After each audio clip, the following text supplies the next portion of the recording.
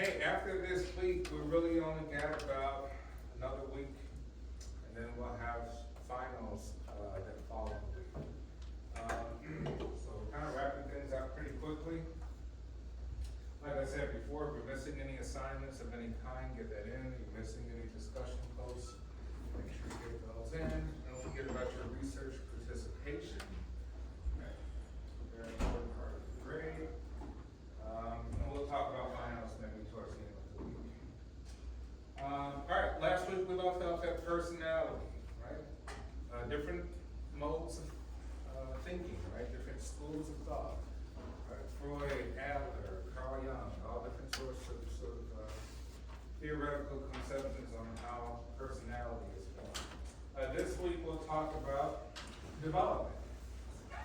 We'll look at the different stages of development, essentially development through the lifespan.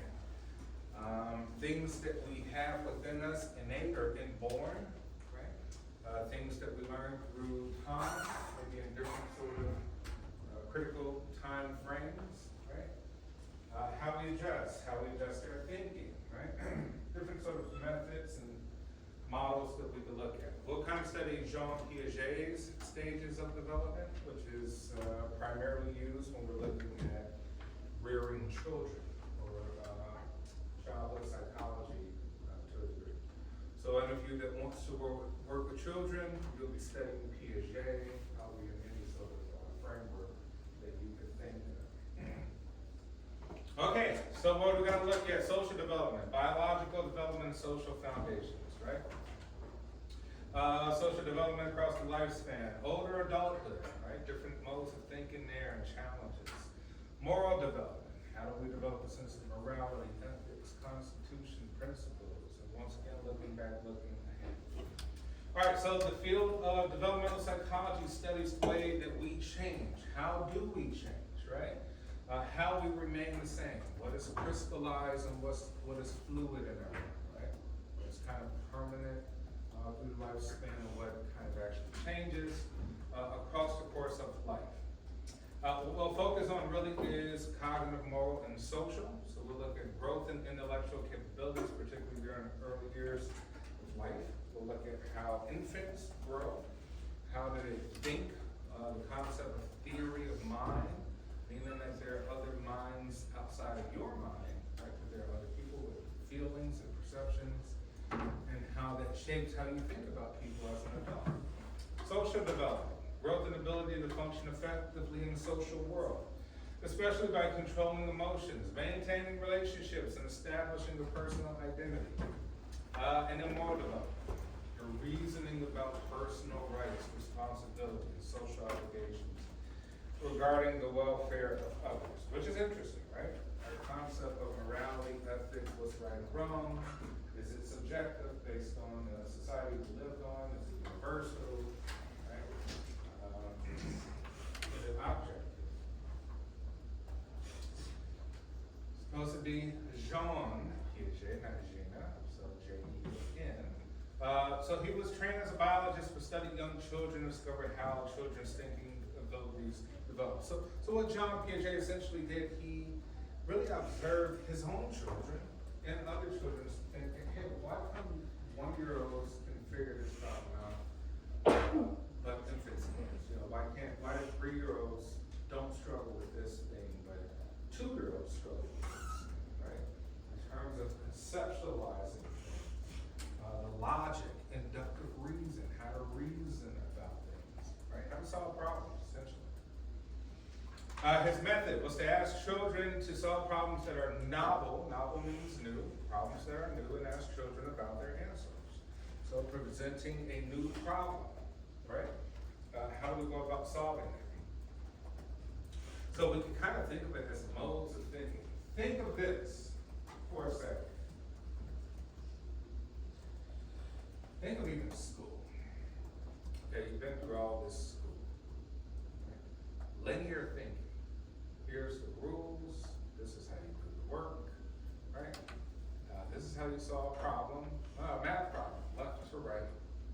You're like, why? Is it the only way to solve it? Like, well, that's what we're teaching, right?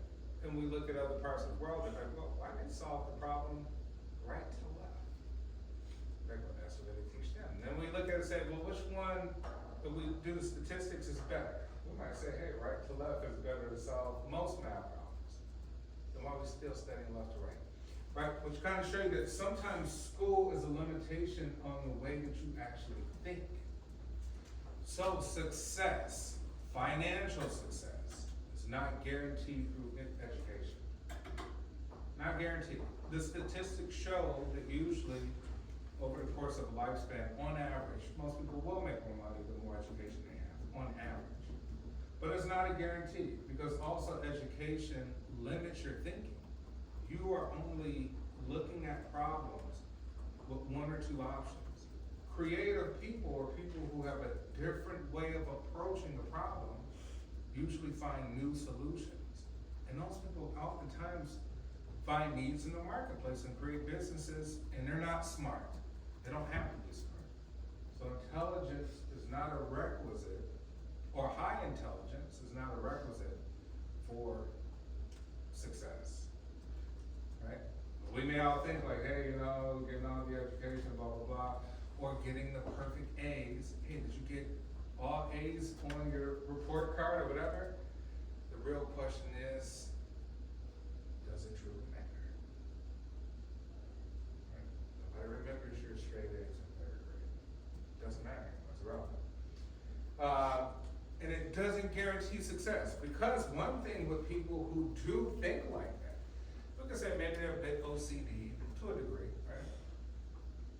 Maybe they're a bit type A personality, maybe they're a bit fixated, they are concentrated on, oh, I have to get perfect grades.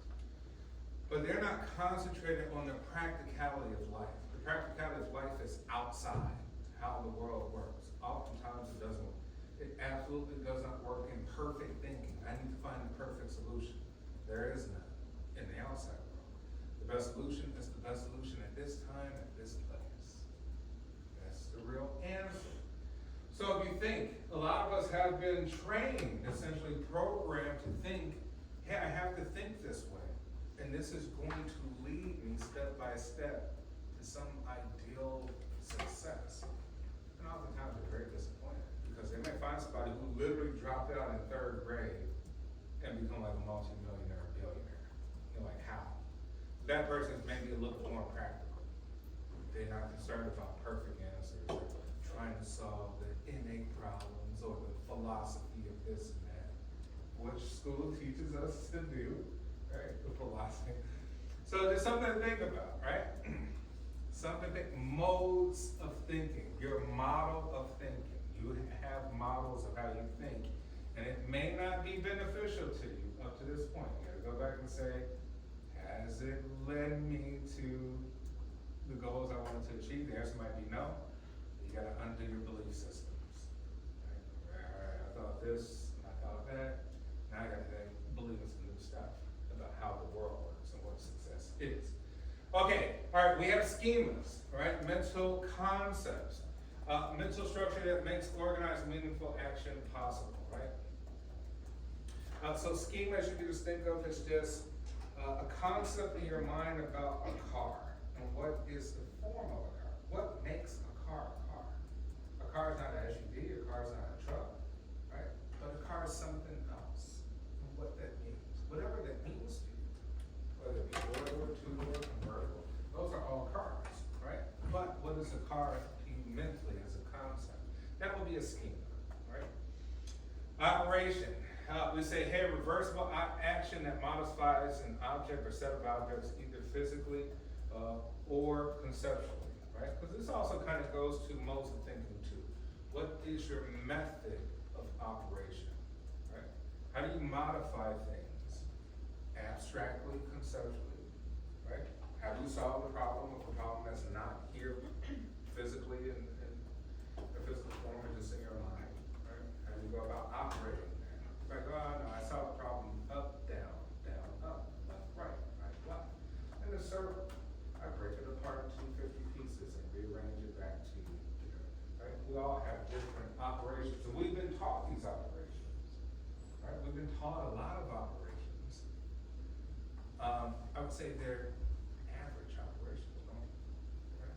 probably not superior in any way.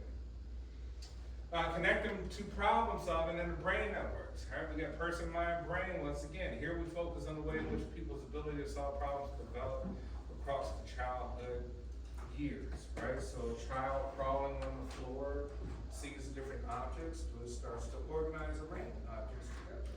Does it stack objects on top of each other to try to form something? What is it trying to form? How is it thinking? What is it trying to solve with its behavior? The mind, right? Cognitive psychologists have identified mental rules of thumb or heuristics, shortcuts, right? That people use automatically in trying to solve complex problems, right? Here we're just observing, hey, what are people's shortcuts to try to solve complex problems? Or what are their rules of thumbs, right? A plus B equals C. A squared plus B squared equals C squared. And then the brain. Right, the networks that enable people to solve problems develop gradually, but the key part of the development being stronger connections amongst different regions of the brain. Right, neurosynaptic activity. What are you connecting in your brain? Right, making the right associations to things, so you can solve things faster, quicker, longer. Are you depriving your brain of some sort? Piaget says we have assimilation, right?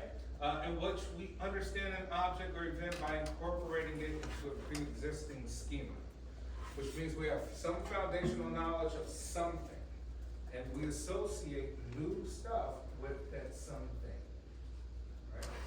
So, if you've taken psychology courses before, you may have associated or assimilated everything I talked about as a layer on top, kind of like a cake, right? But we've all do that kind of in different ways, how we assimilate. Some people are great at assimilations. I'll tell you this. The best minds I've seen can assimilate well, not every single, but many, many fields into other fields. They could say nursing involves engineering, involves economics, involves psychology, right? It involves all these other fields. It involves English, involves art, involves this. They could actually in their mind see how they link together. Other people are fixated and concentrated. They're like, oh, psychology is psychology. Like, no, it's not. Psychology is everything. It's everything because it's you. It's everything. It's like the entire species' behavior, thoughts, and feelings, right? How we do things. Economic theory. Oh, stock market went up. What does that mean? Fear. Well, I mean, if it went down, fear. If it went up, confidence. Confidence in what? That things will be great, be better, put more money in. Just like the crap table. Or roulette or something, right? It's human behavior. Like, what's going on with this group of organisms? So, if you can make associations between other fields with psychology, then I say you really expanded your neural network. You've made some good connections in your brain, so fixating on one particular field.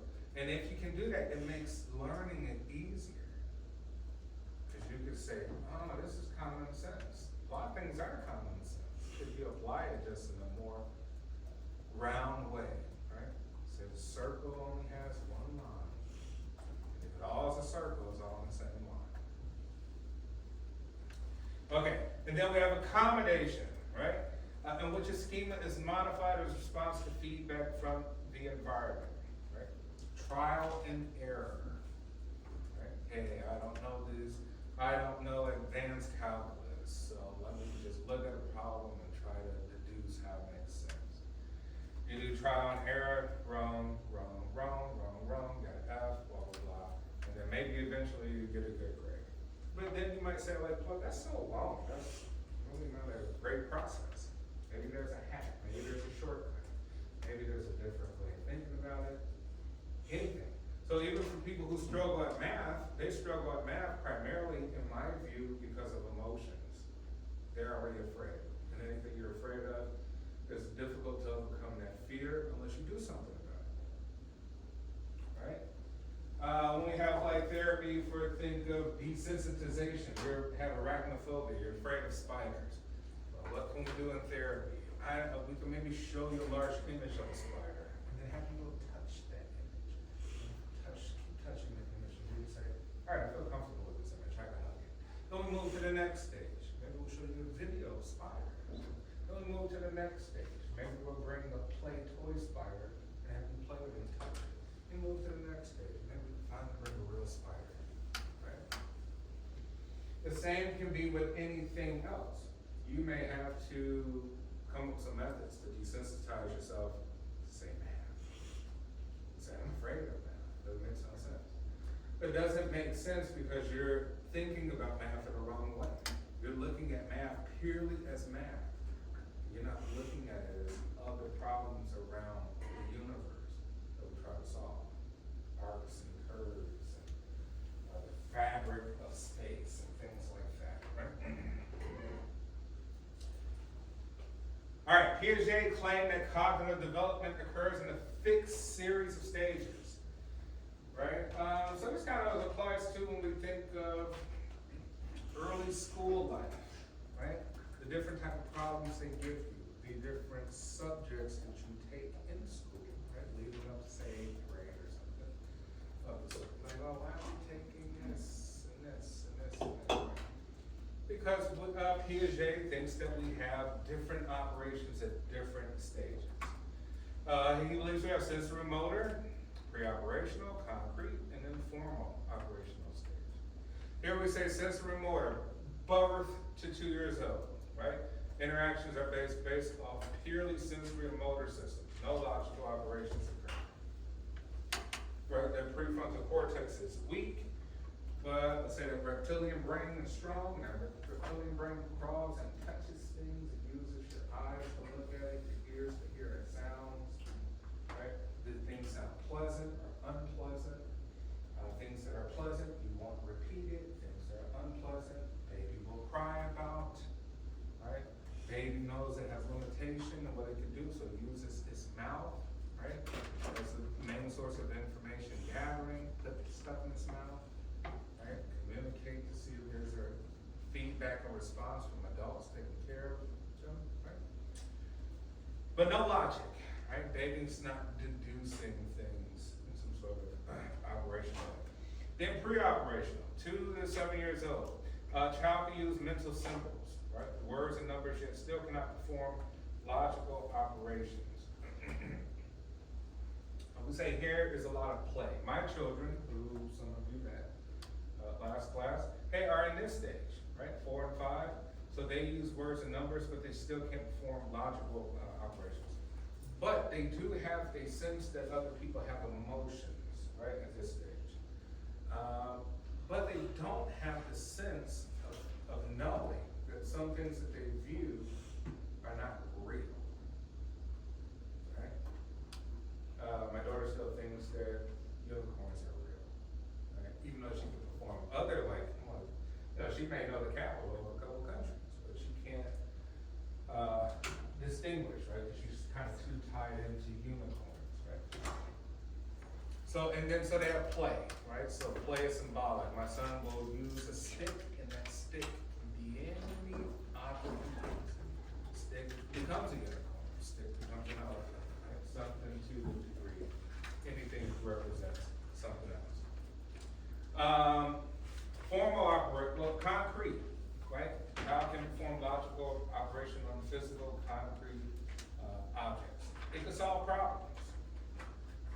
Lots of problems are usually physical and very present. But if you're asking questions that are abstract, right, it may have some struggle. Formal, 11 years to adulthood.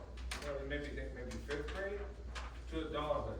Childhood can perform operations on physical and hypothetical objects. He or she can also engage in abstract reasoning. Right, so we can think we can actually create situations in our mind that we try to solve problems without problems being physically present. Right, we can solve problems. We can create things that need to be solved. We can find new ways to create them.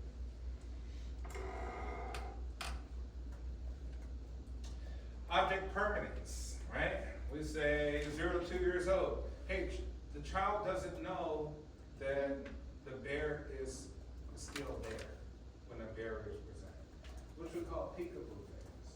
At this stage, you go like this, peekaboo, and the kid the stimulus. It's like, you don't know that I'm actually behind these hands, even if I do it 10 times. Right? Has no concept that things are still there even though they're outside of view. The library is still there even if I'm not at the library. Right? Baby wouldn't know that. Wouldn't know if you put up a board and you had a teddy bear and you put it behind them, you show it walking and it goes behind the board and is confused. And it comes out on the other side and baby thinks it's a new teddy bear. Right? Doesn't realize it's the same thing. Right? That's what we call object permanence. Right? Not recognizing that things are still there even though it's outside of your perception. Conservation. Very simple. 50 milliliters of water in one container versus the next doesn't matter, it's still 50 milliliters of water. But for some children, you say, hey, depending on the cylinder that it's in or the contraption that it's in, it may believe that this is more water than this. All right, what you call like issues with transformation, not recognizing that things can actually be transformed the same, which is like Play-Doh, right? You can roll Play-Doh flat, put it back in the ball. You can roll it flat again, put it in the ball. It could be transformed even though it's the same amount of Play-Doh. It could be transformed to different ways. A lot of children don't grasp that concept until a certain age, right?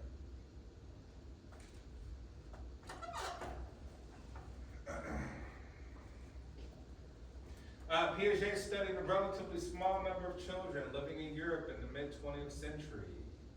Is it possible that other children living in other parts of the world or in different historical times develop differently than the children studied by Piaget?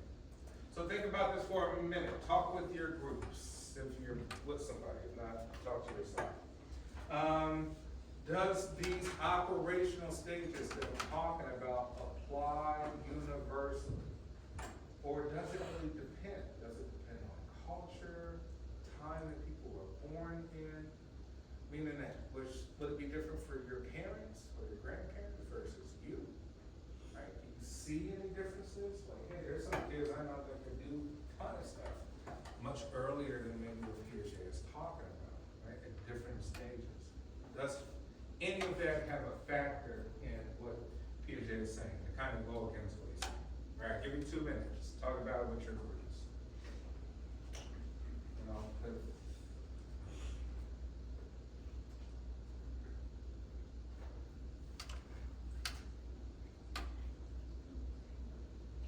think about it. Have you observed any state, or even speaking for yourself, right? Do you think that you exceeded other children growing up, or you were far behind because of some reason, cultural reason? Like, I was in classes with a different culture. They outperformed me to some degree, right? Or I was in the class with richer children who were more wealthier, right? There's any other factors that you think can kind of go against what Piaget is saying? Like, hey, it depends on some other factors. Money might be a factor, culture might be a factor, et cetera, et cetera. Or parenting might be a factor.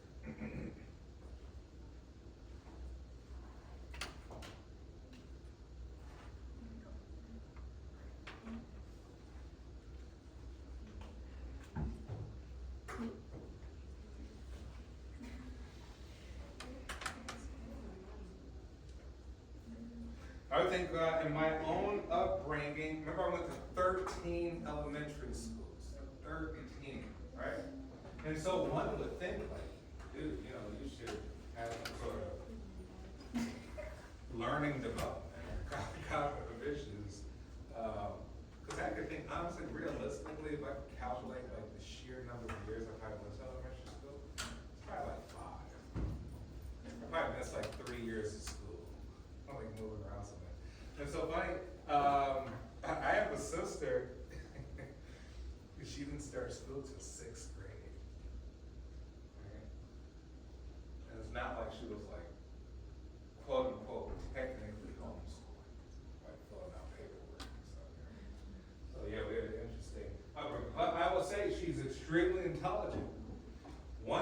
think that taught us how to think by force is how to access a ton of important, relevant information in a short time frame, right? So I was kind of forced to speed read, because I was like, I missed much school. All I did was read at home.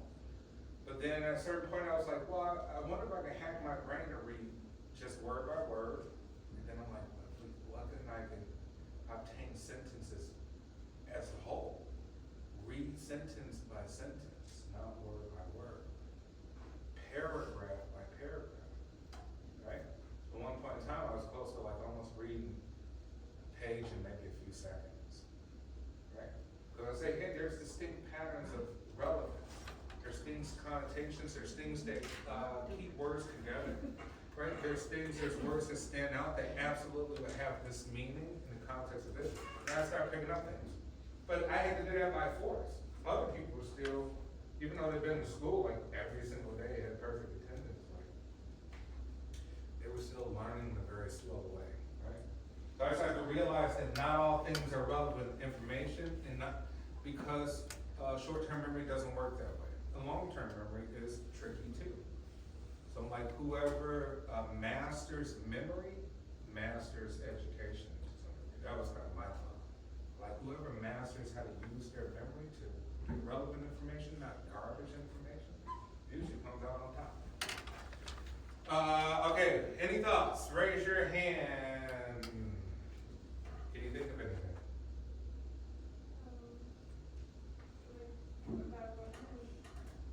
Do you think there's anything else contextually that could kind of, you say, would depend? Some kids may grow up faster, past Piaget's models because of this, and that, culture, money, time. I mean, what came to mind was like neurological differences. Like some kids have like learning disorders or neuron divergence or autism spectrum. So like when they're, and that's like what I had like that in itself is kind of like neurological in nature. So like. That gets into so like I guess just like Biological factors. Yeah, biological right. like factors. All right, so saying, hey, biological factors. You know, you may have some biological impediments, right? Something that's happened neurologically that might make things slower for you, that might make things faster for you, right? Things that can impact these operational stages. Funny enough, they find that theory of mind. We'll talk about that later, which is kind of this concept of children are highly, highly egotistical. It's me. They don't understand that other children have feelings, that they hurt, that they're happy, up to a certain point. But if it's healthy, then they won't have social emotional issues, quote unquote, things like the autism, right? But they have linked children who have autism may have issues with this theory of mind concept, hence why they disregard other people, right? They'll talk when other people are quiet, right? In a classroom setting. They'll do this because there's something happening, right? So yeah, they have linked this theory of mind concept that there are others out there, and to which degree you notice that in any environment. I'm not saying like a sociopath or something, but you say it could be environmental. A certain things should apply within certain environments, like a classroom setting. Right? That you should kind of know that there are rules, and you should behave accordingly to the program. All right, anyone else could think of any other factors? Cultural factors, yes. Just like the way that my mom was with me when I was little, she always said that she tried to get me to do like as much as I could by myself. Like she would post music for me, and like even if I ate with my hands, even if she didn't care, that she just wanted me to be like somewhat independent. Mm-hmm. And I think that because I'm like technically I guess an airhead, so like I think that helped me when I was in school when she put me to school at 3. She like that allowed me to be more independent. Mm-hmm. And like know what to do even when I was like by myself. Yeah, so social environment or parenting skills, right? You say, hey, Piaget, I mean, if you get great parents and maybe a certain kids skip these stages. Well, not skip, but kind of just move faster than others. Do different things. So we say, hey, it's kind of limited, but the criticism is like, hey, it's 2 black and white Piaget. Yeah, it's not always 2 to 7. It's not always 7 to 11, right? It could be 9 through 10 or something, right? That people reach maybe formal operational stages. Looking time methods. 2 steps linked to knowledge, right? This concept of how to gain knowledge to gaze, right? Knowledge guides expectations. For example, we know how the walls are solid. We expect toy cars to stop rolling when they reach them. Right? Expectations influence gauge. If something's new, you're more bright-eyed. You probably pay more attention to it. You'll have a longer gaze for new information. People generally look at events that are unexpected. Unexpected events catch the eye by observers, right? Either it's new or it's a new experience, right? The phenomenon doesn't have to be new, but like, hey, this, I didn't expect that. I expected something else because I'm used to this happening as cause and effect. This is a different cause and effect, therefore I stare at it longer.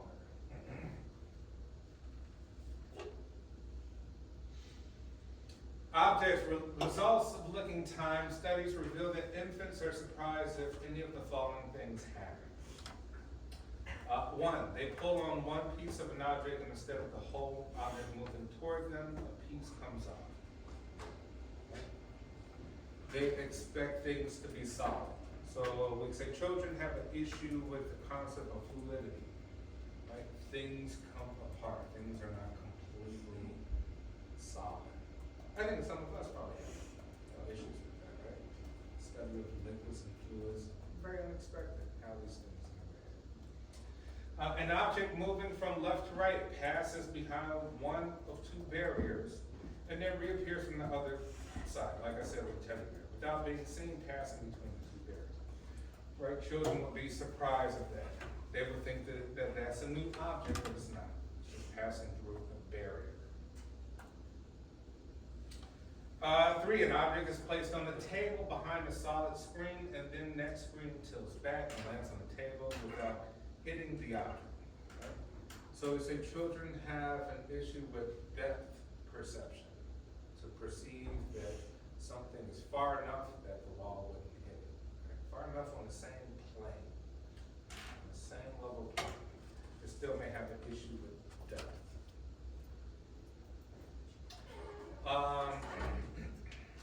One object moves towards another on a path to hit it, but the second object moves before the first one hits it, right? So think of how things kind of move in unison. We're traveling down a road, right? This phenomenon of acceleration, that we all could be accelerating at the same time. Thus, we won't come in contact with each other, hitting each other on the road. We'll be moving 60 miles per hour, right? One in front of the other. Living things. 3-year-olds distinguish between inanimate objects and animate objects, right? So we say animals, but not plants. They distinguish between things that can actually move versus not. That means even my children still have an issue with tearing up plants. Like going to grab rocks. I'm like, dude, don't do that. Right? Plant is alive. You're hurting it. It's dead now, right? But they wouldn't do that with an animal because the animal is in motion. They know that animals have feelings and that rocks, for example, do not. That they do know. People in our mind. Children possess, once again, theory of mind, understanding that people have feelings and thoughts. And once again, some researchers suggest that theory of mind plays a central role in autism.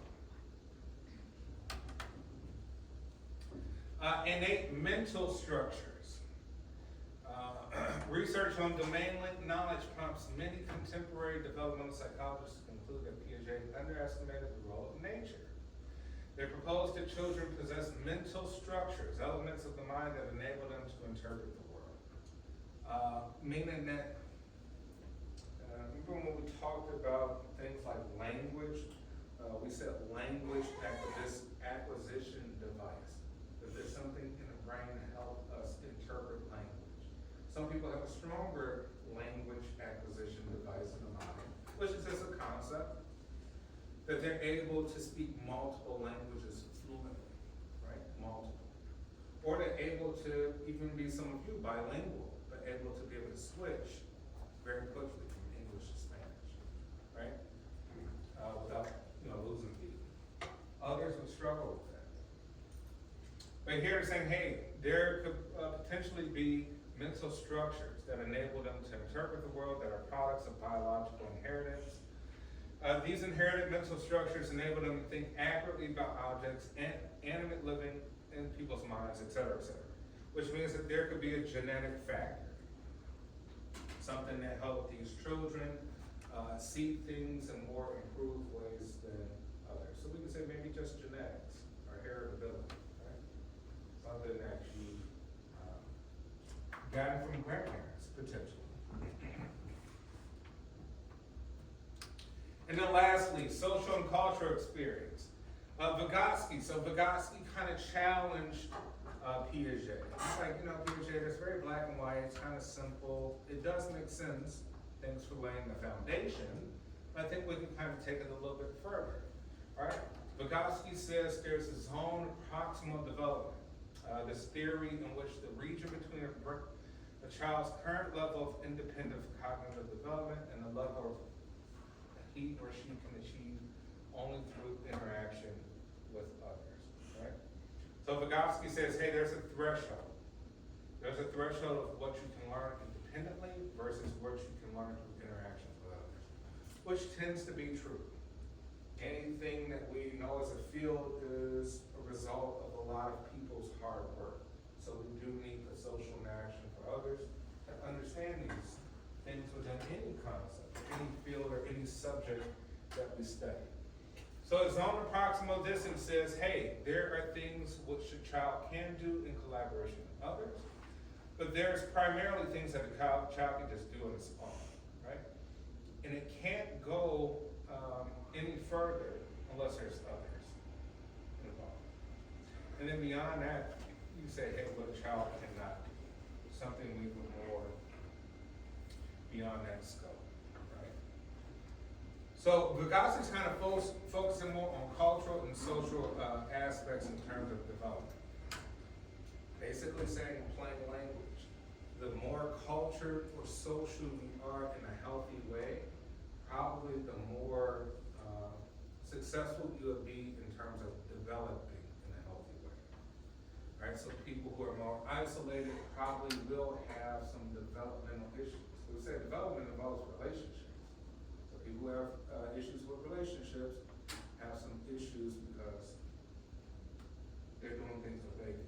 But it doesn't involve other people. Right? We're social animals. It has to involve other people to move past a certain threshold. If not, you'll have a human problem, right? Poor relationships, poor sort of interactions with people.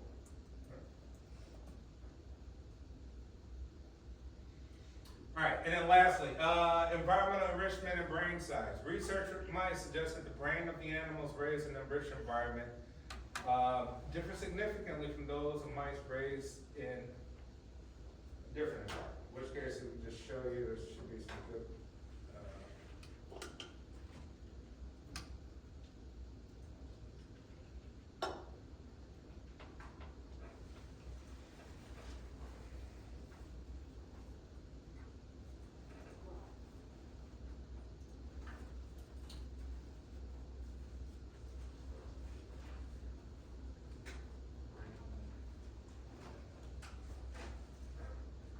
Can't find a good picture.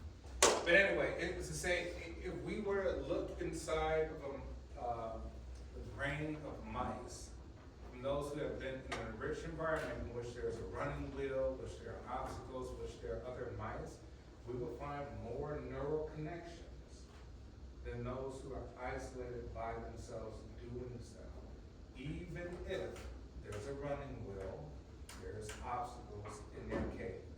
Look at the two different mouse brains, one's isolated and one's socially interacting with other mice, more neural connections. You say, well, why? Because we're social creatures, right? And mice are no different than that. So we get a more enriched brain the more we interact with other people. We learn new stuff that actually will probably even more like abstract and conceptual and creative things by observing other creatures. All right, we'll end there.